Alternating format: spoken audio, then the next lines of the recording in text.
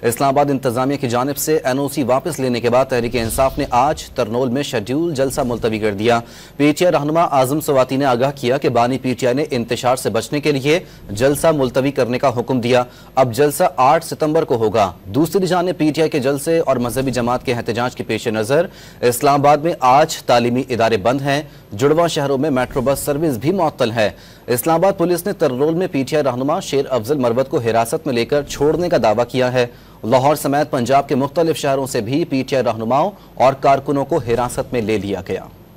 NOC की मनसूखी के बाद PTI का आज तरनोल में होने वाला जलसा मुलतवी कर दिया गया। PTI ने फैसले को इंतशार से बचने की कोशिश करार दिया। अडियाला जेल के बाहर गुफ्तगू में आजम सवाती ने आगाह किया कि जलसा मुलतवी बानी PTI के हुक्म पर किया गया, जो अब 8 सितंबर को होगा। कानून की अलमबरदारी के लिए, इंतशार से बचने के लिए आज हम अपना जलसा तरनोल पे मुलतवी करने के साथ साथ खान साहब ने यह हुक्म दिया है कि पाकिस्तान के हर छोटे बड़े शहर के अंदर कानून और आईन की सरबुलंदी के लिए